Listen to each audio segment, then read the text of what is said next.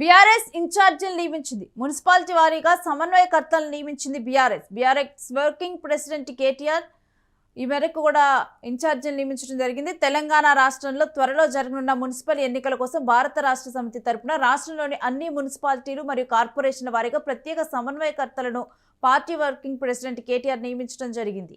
ఇక దీనికి సంబంధించిన డీటెయిల్స్ మా ప్రతినిధి అర్జున్ అడిగి తెలుసుకుందాం. అర్జున్, కొత్త ఇన్ఛార్జిని నియమించినట్లుగా తెలుస్తుంది. మున్సిపాలిటీ ఎన్నికల కోసం పూర్తి డీటెయిల్స్ ఏంటి?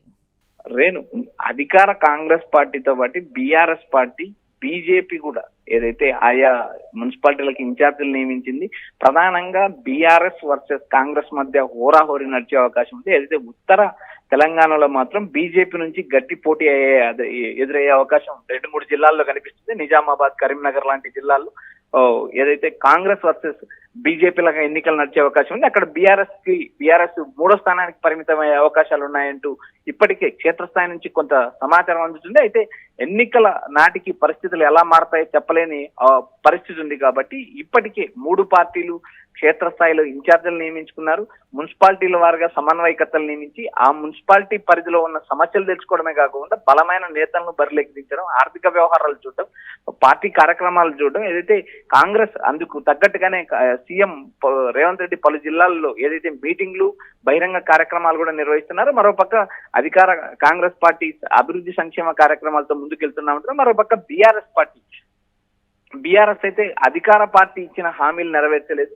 6 గ్యారంటీలు అంటూ ప్రజలను మోసం చేశారు. ఇప్పటి వరకు రైతు బంధు గాని, ఏదైతే మహిళలకు పెన్షన్ 4000 పెన్షన్ గాని, ఇలాంటి హామీలు ఏమీ అమలు చేయలేదు. అదేవిధంగా కళ్యాణ లక్ష్మి కింద బంగారం ఇస్తామని చెప్పారు. ఇలాంటి మహిళలకు శటకోపం పెట్టారంటూ ప్రతిపక్ష బీఆర్ఎస్ పార్టీ కూడా ఆరోపిస్తుంది. వచ్చే ఎన్నికలను ఏదైతే మున్సిపల్ ఎన్నికలతో పాటు వచ్చే ఎంపీటీసీ, జెడ్పీటీసీ ఎన్నికలు కూడా ఇటు బీఆర్ఎస్ అటు కాంగ్రెస్, బీజేపీ ప్రతిష్టాత్మకంగా తీసుకునే అవకాశం ఉంది. ఇప్పటికీ కేటీఆర్ ఏదైతే BRS party working president KTR ప్రతిరోజు ఏదైతే మున్సిపల్ ఎన్నికలకు సంబంధించిన రివ్యూ నిర్వహిస్తున్నారు. మరోపక్క పార్టీని క్షేత్రస్థాయి నుంచి పార్టీని బలోపేతం చేయడానికి శిక్షణా కార్యక్రమాలతో పాటు పార్టీకి సంబంధించి బూత్ కమిటీ వ్యవహారాల నుంచి మొదలు పెడితే గ్రామీణ స్థాయి నుంచి బూత్ కమిటీలు, మండల స్థాయిలో మండల కమిటీలు, జిల్లా స్థాయిలో జిల్లా కమిటీలు, నియోజకవర్గ స్థాయిలో నియోజకవర్గ కమిటీలు, రాష్ట్ర స్థాయిలో కమిటీలు మొత్తం ఏదైతే కంప్లీట్ చేసి వచ్చే ఎన్నికలకు సిద్ధం కావాలి.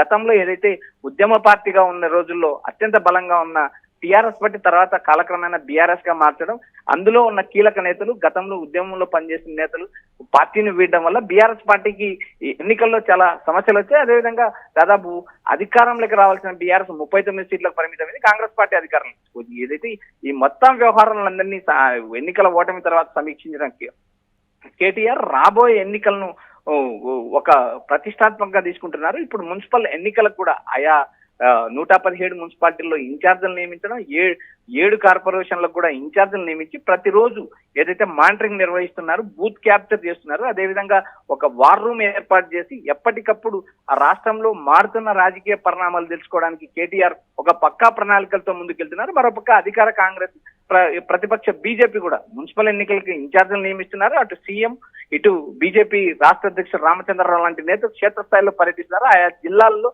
ఎవరిని అభ్యర్థులుగా పెట్టాలనే అంశం కూడా కసరత్తు మొదలైంది. Right, stay with us Arjun. మీ దగ్గర నుంచి మరిన్ని డీటెయిల్స్ తీసుకుంటా. ఇక మున్సిపాలిటీ ఎన్నికల్లో భాగంగా ఇన్ఛార్జీల నియామకం జరుగుతుంది. ఇందులో భాగంగా రాష్ట్ర వ్యాప్తంగా ప్రతి మున్సిపాలిటీకి ఒక సీనియర్ నాయకుడిని ఎన్నికల ఇన్ఛార్జిగా బాధ్యతలు అప్పచెప్తుంది బీఆర్ఎస్. క్షేత్రస్థాయిలో పార్టీ శ్రేణులు ఏకం చేయడం, స్థానిక పరిస్థితులకు అనుగుణంగా ఎన్నికల వ్యూహాలను రూపొందించడం ఈ సమన్వయకర్తలకు ప్రధాన బాధ్యతగా ఉంటుంది. ఎన్నికల ప్రక్రియ ప్రారంభం నుండి ముగిసే వరకు కూడా వీరు నిరంతరం ఆయా మున్సిపాలిటీల్లో అందుబాటులో ఉంటారు. మున్సిపల్ ఎన్నికల్లో అత్యంత కీలకమైన అభ్యర్థుల ఎంపిక ప్రక్రియలో ఈ సమన్వయకర్తలు కీలక పాత్ర పోషిస్తారు. స్థానిక నాయకత్వంతో చర్చించి గెలుపు గుర్రాలను గుర్తించి నివేదికను ఎప్పటికప్పుడు పార్టీ అధిష్టానానికి సమర్పిస్తారు. అంతేకాకుండా పార్టీ రూపొందించిన ప్రచార కార్యక్రమాలను ప్రజల్లోకి సమర్థవంతంగా తీసుకెళ్లడం, బూత్ లెవెల్ ఏజెంట్లను సమన్వయం చేయడం, ఇటువంటి అంశాలను వీరు దగ్గరుండి పర్యవేక్షిస్తారు. ఇక ఎన్నికల సరళిని మరియు గ్రౌండ్ రిపోర్ట్లను ఎప్పటికప్పుడు కూడా తెలంగాణ భవన్లోని పార్టీ కేంద్ర కార్యాలయానికి వర్కింగ్ ప్రెసిడెంట్కి అందించేలాగా కూడా ప్రత్యేక వ్యవస్థను ఏర్పాటు చేశారు. ఈ మేరకు పార్టీ తరపున నియమించబడిన మున్సిపల్ ఎన్నికల సమన్వయకర్తల పూర్తి జాబితాని వర్కింగ్ ప్రెసిడెంట్ కేటీఆర్ అధికారికంగా విడుదల చేశారు. ప్రజల మద్దతుతో మున్సిపల్ ఎన్నికల్లో బీఆర్ఎస్ గెలిపే లక్ష్యంగా పార్టీ శ్రేణులు పనిచేయాలని ఈ సందర్భంగా కేటీఆర్ పిలుపునిచ్చారు.